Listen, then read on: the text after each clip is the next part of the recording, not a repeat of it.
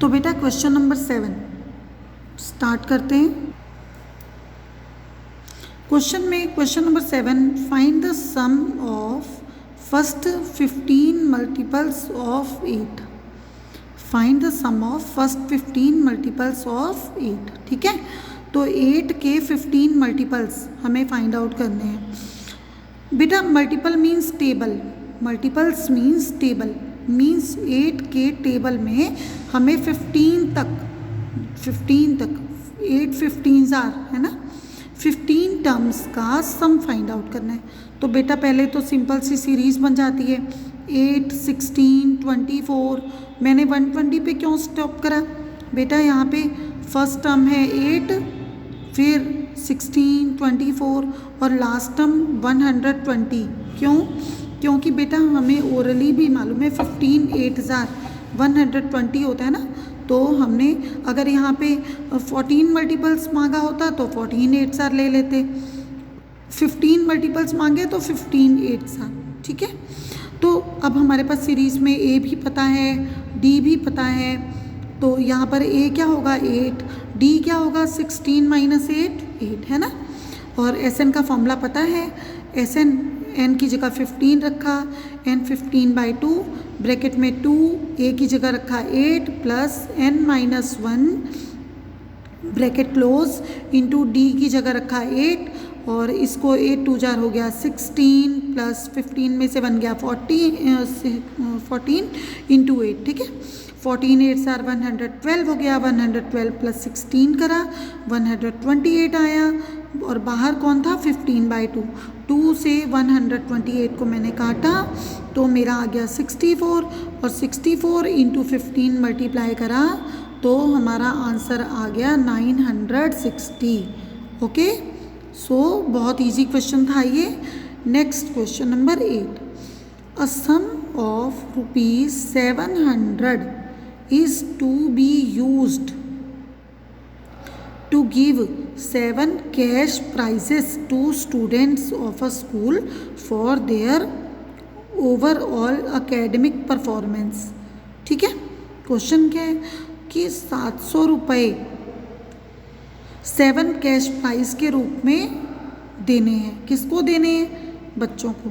बेटा ये जो सम लिखे है ना, ये सम ऐड वाला नहीं है, एक ऐड वाला सम होता है जोड़ो, पर ये वो नहीं है। ठीक है, ये है कि कुल मिला के 700 रुपये स्कूल के बच्चों को, सम मनी को हम सम के रूप में बोल देते हैं।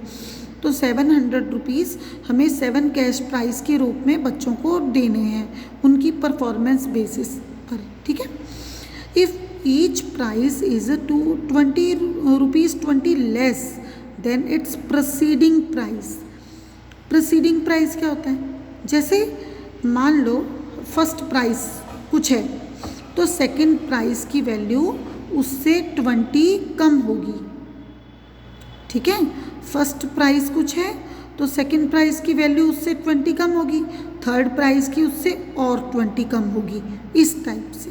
ठीक है, और ऐसे कितने प्राइस डिस्ट्रीब्यूट करने हैं? 7। Find the value of each of the price. Price की वैल्यू बताइए। ओके बेटा, क्वेश्चन नंबर 8 को जो यहाँ पर सॉल्यूशन दिया है ये थोड़ा हटकर है। ठीक है, तो इसको हम दूसरे वे से कर ले रहे हैं क्योंकि आई थिंक ये जो वे मैंने दिखाया है वो ज़्यादा इजी है इसके कंपैरिजन में। अगर आपको ये ठीक लगता है तो आप कर सकते हैं, अदरवाइज जो मैं बता रही हूँ उससे कर लीजिए। ओके, तो बेटा क्वेश्चन में वैल्यू कैसे कह रहा है वो कि हर अगले प्राइस की वैल्यू पहले वाले प्राइस से 20 कम है, 20 कम है ना। तो हमने फर्स्ट प्राइस की वैल्यू क्या ले ली? फर्स्ट प्राइस की वैल्यू मैंने ले ली ₹X। ठीक है, तो सेकंड प्राइस की वैल्यू क्या होगी बेटा? 20 कम हो जाएगी ना पहले वाले से, X - 20। ठीक है, तो यहाँ पर first price T1 first term X हो गई मेरे पास और सेकंड टर्म मेरे पास हो गई X - 20। ठीक है, अब बेटा हमारे पास टोटल मनी कितनी है? 700। तो हमने SN का फॉर्मूला लगा दिया। SN का फॉर्मूला SN = n/2 2a की जगह मैं x रख रही हूँ प्लस n की जगह मैं 7 ले रही हूँ क्योंकि 7 प्राइसेस हैं, 7 माइनस 1 ब्रैकेट क्लोज। और d मैंने -20 क्यों लिया बेटा, यही मेन चीज़ है। d -20 इसलिए लिया कि हम करते हैं t2 माइनस t1। तो बेटा ज़रा सोच के देखो, x -20 माइनस x करके देखोगे तो क्या आएगा, x -20 माइनस एक्स, तो x कैंसिल हो जाएगा, -20 बचेगा, है ना। तो d हमारा क्या है, -20। बेटा अब यहाँ देखो 2 इंटू एक्स 2x बन जाएगा, 7 में से बन गए 6 होंगे, 6 into -20।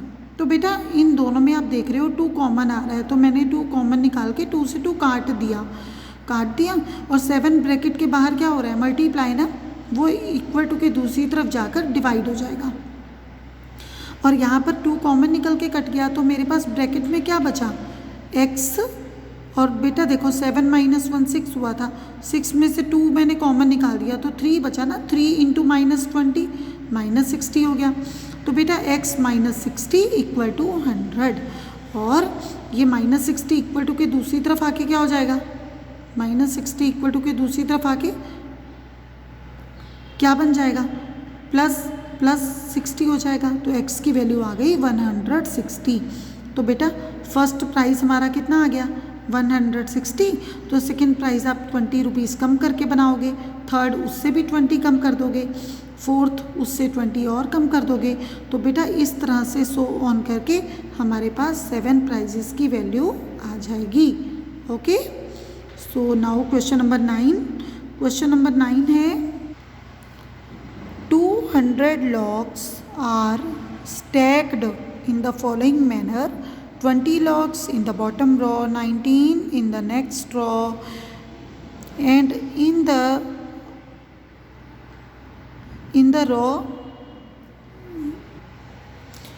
the row next to it, and so on. In how many rows are the 200 logs placed, and how many logs are in the top row? बेटा क्वेश्चन देखो, क्वेश्चन तो हमने देख लिया, क्या कह रहा है क्वेश्चन। बेटा क्वेश्चन कह रहा है कि 20 logs in the bottom row. बेटा ये जो नीचे वाली लॉग है ना, ये लॉग, इसमें 20 लॉग हैं, ठीक है। फिर ऊपर वाली लॉग में, ऊपर वाली जो रो है उसमें 19 है, इस वाली लॉग में कितनी है, 19। फिर ऐसे ऊपर वाली लॉग में, ऊपर वाली जो रो है उसमें एक कम हो जाएगा, 18, एंड सो ऑन। मतलब इसी तरह से प्रोसीजर चलता रहेगा। तो अब क्वेश्चन कह रहा है how many rows are the 200 log placed, means 200 logs को ये इस तरह के फॉर्मेट को फॉलो करते हुए कैसे फिल करेंगे। मीन्स मुझे 200 लॉग्स को रखना है, ठीक है। तो कितनी रॉज बनेंगी, जैसे ये फर्स्ट रो हो गई ना, ये फर्स्ट रो हो गई, सेकंड रो हो गई, ये थर्ड रो हो गई, तो कितनी रॉज बनेंगी। मतलब मुझे n की वैल्यू फाइंड आउट करनी है। क्लियरली मुझे क्या चाहिए, n चाहिए। ओके बेटा, सीरीज़ बना लो। AP सीरीज़ क्या कहेगी, पहली टर्म, पहली जो रो है, पहली टर्म, उसमें कितने हैं, 20 लॉग हैं, हाँ 20 लॉग हैं। उसके बाद पहली जो रो है उसमें 20 है, उसके बाद 19 है, उसके बाद 18 है, उसके बाद 17 हो जाएंगे, up to so on process चलेगा तब तक जब तक कि 200 लॉग एडजस्ट ना हो जाए। तो बेटा फर्स्ट टर्म, अब देखो ये AP है ना, हमारे पास AP है और हमें n की वैल्यू फाइंड आउट करनी है। और बेटा मुझे टोटल लॉग्स पता है, टोटल लॉग कितनी है मेरे पास, 200 लॉग्स को एडजस्ट करना है और n मुझे फाइंड आउट करना है। बेटा a की वैल्यू 20, मेरे को क्वेश्चन में यहाँ पर जो सीरीज़ हमने बनाई है, सीरीज़ में हमें दिख ही रहा है कि हमारी a की वैल्यू 20 है और d की वैल्यू, d बेटा लाने के लिए मुझे क्या करना होता है, T2 माइनस T1 ना, T2 माइनस T1,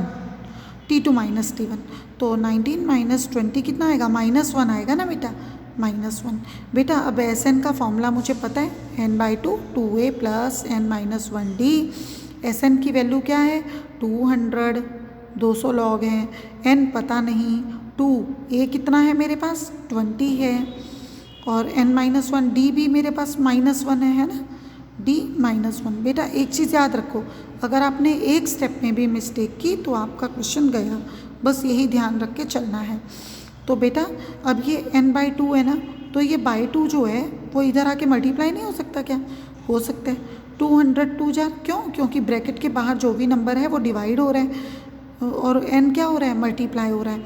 2 क्योंकि डिनोमिनेटर में है तो इसको हम डिवाइड कह सकते हैं, तो इक्वल टू के दूसरी तरफ आके टर्म्स क्या हो जाएंगी?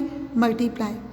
तो ये 400 आ गया इक्वल टू n ब्रैकेट में ये 22 जार हो गया 40, और बेटा ये -1 जब ब्रैकेट के अंदर जाएगा तो साइन चेंज करेगा, -1 इंटू n -n, और ये -1 इंटू -1 +1 हो जाएगा। तो ये मेरे पास आ गया 400 इक्वल टू n ब्रैकेट में 40 -n +1। बेटा ये 40 और 1 मिलकर क्या हो गया? 41 हो गया, और यहाँ पे 41। और बेटा मैंने क्या किया, मैंने ये सारी टर्म्स एक तरफ शिफ्ट कर दी, एक तरफ ले गई, ठीक है। तो ये जो हमारे पास 41n है, 41n प्लस में है ना, तो जब इक्वल टू के दूसरी तरफ शिफ्ट होंगी टर्म्स तो साइन चेंज होने हैं, तो वही ये -n² इक्वल टू के दूसरी तरफ आके +n² हो गया, ये 41n -41n हो गया, और +400 तो अपनी जगह पे बैठा है वैसे ही रहेगा इक्वल टू 0। बेटा अब यहाँ पे हमने फिर फैक्टराइज यूज़ किया, फैक्टराइज किया 41 को 2 नंबर्स में ब्रेक किया, कौन कौन से नंबर? 25 और 16 में, ठीक है। इनको ऐड करने पर -41 मिल जाएगा और मल्टीप्लाई करूँगी तो 400 भी मिलेगा। बेटा मैंने इसके थ्रू फैक्टर्स बनाए और फैक्टर क्या आ गए? n-25 और n-16 इक्वल टू 0। बट बेटा यहाँ एक प्रॉब्लम है, n इक्वल टू 16 भी आ रहा है और n इक्वल टू 25 भी आ रहा है। दो वैल्यूज़ तो पॉसिबल हो ही नहीं सकती। क्या एक टाइम में हम 200 और लॉग्स को सेट करने के लिए दो टाइप की रो थोड़ी बना पाएंगे? n तो कोई एक ही होगा। तो इसको फाइंड आउट करने के लिए हम क्या करते हैं, हम n की वैल्यू 16, हम t16 निकाल लेते हैं, ठीक है। t16 निकाल के देखो, t16 निकालोगे और t25 निकालोगे तो बेटा आप देखोगे कि n इक्वल टू 16 लेने पर हमारे पास nth टर्म,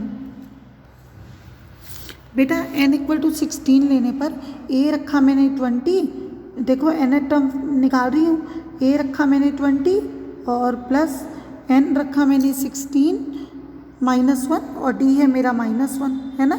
तो देखो यहाँ सॉल्व कर रहे हैं, n16 रख के सॉल्व कर रहे हैं तो मेरे पास n यहाँ पर वैल्यू क्या आई, मतलब मेरे पास t16 की वैल्यू आ रही है 5, t16 की वैल्यू आ रही है 5, है ना। अब मैंने n की जगह पे 25 रखा, nth टर्म के फॉर्मूले में n की जगह पर मैंने 25 रखा। तो जब मैं 25 रख रही हूँ तो सॉल्व करने पे मेरी वैल्यू -4 आ रही है। बेटा हमने क्या पढ़ा था कि जो वैल्यू रख रहे हैं ये जो हम निकाल रहे हैं 5 क्या है, 5 क्या है कि 16th टर्म में 5 लॉग रखे गए। 5 क्या है? नंबर ऑफ लॉग्स है ना, नंबर ऑफ पीसेस हैं, लकड़ी के पीसेस। तो क्या पीसेस कभी नेगेटिव होते हैं? नहीं, क्योंकि जो काउंटिंग नंबर होता है वो कभी हम नेगेटिव नहीं लेते हैं। तो यहाँ पर क्या होगा, ये हमारा एक तरीके से काउंटिंग नंबर है ना, तो ये हमेशा नेचुरल फॉर्म में रहेगा।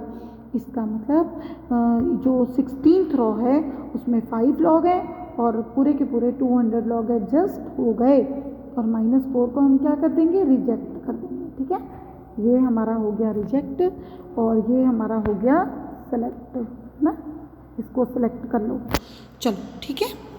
सो here number of rows is 16, number of rows is 16 and number of logs in the top row is equal to 5. Okay, now बेटा क्वेश्चन नंबर 10 लास्ट क्वेश्चन और साथ के साथ very very very important question, very very important. चलिए question है which term of the AP, which term of the AP 121, 117, 113 dash dash is it's first negative term. बेटा question क्या है, कौन सी टर्म, विच टर्म मतलब कौन सी टर्म, सीरीज मतलब ये एक सीरीज दे रखी है आपको, सीरीज में फर्स्ट टर्म ए कितना है 121, डी कितना है 117 माइनस 121 करोगे -4 आएगा, है ना, डी आ गया, ए आ गया। अब बेटा क्वेश्चन क्या कह रहे हैं, ये सीरीज देखो जरा कम होती जा रही है, पहले 121 था, फिर 117 हुआ, फिर अप टू सोन जितना आगे बढ़ेगा उतना कम होता जाएगा, है ना। और बेटा जब वैल्यूज़ कम होती जाएंगी तो कोई स्टेज ऐसा आएगा जब वो वैल्यू माइनस में चली जाएंगी, है ना। तो वो कह रहा है कि पहली नेगेटिव टर्म जहाँ पे स्टार्ट हुई हमें वो n पता करना है, ठीक है। पहली नेगेटिव टर्म किस नंबर पे शुरू हुई, तो मुझे कुछ तो लेना ही पड़ेगा। मैं मान लेती हूँ कि पहली नेगेटिव टर्म nth थी, ठीक है। मैंने मान लिया कि पहली नेगेटिव टर्म कहाँ से शुरू हुई, nth टर्म से शुरू हुई। तो nth टर्म का फॉर्मूला मेरे पास क्या है, a प्लस n-1 d, ठीक है जी। a की वैल्यू 121 रख दी, n पता ही नहीं मुझे, और d की वैल्यू -4 है मेरे पास। तो यहाँ पर हम सॉल्व करते हैं, 121 ये ब्रैकेट के बाहर -4 था, जब -4 अंदर आएगा तो साइन चेंज कर देगा, तो -4 इंटू n -4n और -1 इंटू -4 +4। तो यहाँ पर 121 + 4 मिलकर बन गया 125, 125 - 4n, ठीक है। अच्छा बेटा ये हमने क्या निकाल लिया, nth टर्म निकाल ली। अब हम कह रहे हैं कि nth term is a first negative term. अगर ये nth टर्म नेगेटिव है तो 0 से कम होगी, है ना।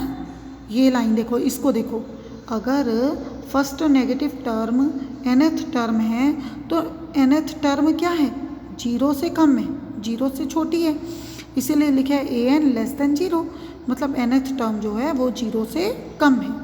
तो हमारी nth टर्म क्या है, 125 - 4n लेस देन 0, ये है मेरे पास। बेटा अब यहाँ से हम क्या करेंगे, इसको सॉल्व करेंगे। तो यहाँ पर आपको एक और प्रोसीजर ध्यान में रखना है जो कि यहाँ पे रिटन नहीं दिखाया गया है, बट हम लोग उसको करेंगे। तो बेटा यहाँ पे 125 - 4n लेस देन 0 है ना। बेटा अब जरा ध्यान देना, यहाँ पे ये इनइक्वालिटी बन गई, ये 125 - 4n लेस देन 0 ये हमारी इनइक्वालिटी हो गई, ये इनइक्वालिटी है, ठीक है। और अगर ये इनइक्वालिटी है तो इनइक्वालिटी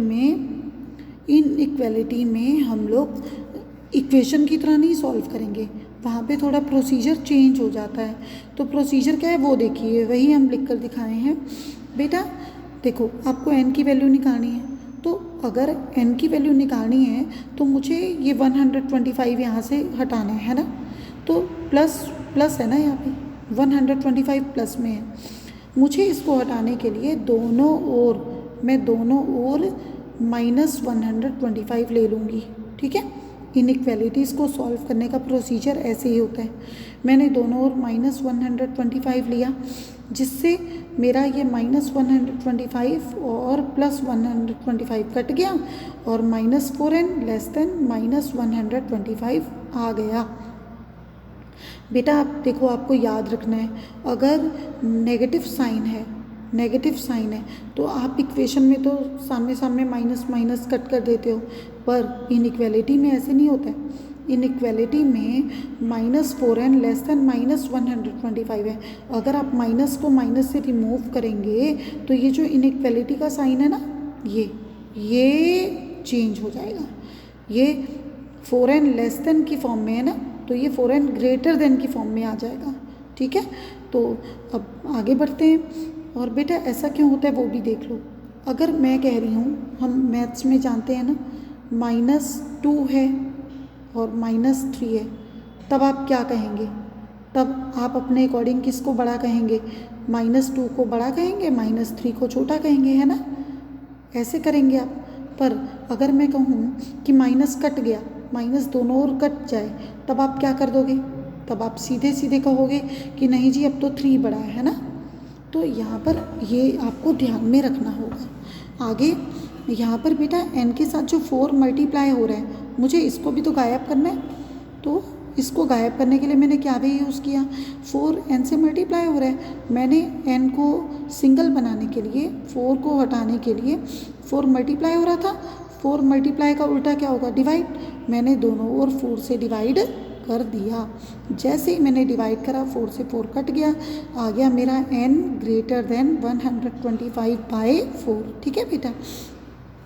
आगे तो यहाँ पर देखो दिया ही हुआ है n ग्रेटर देन 125/4, और इसको मैं मिक्स फ्रैक्शन में कन्वर्ट करती हूँ तो आता है n बड़ा है 31 होल 1/4 से।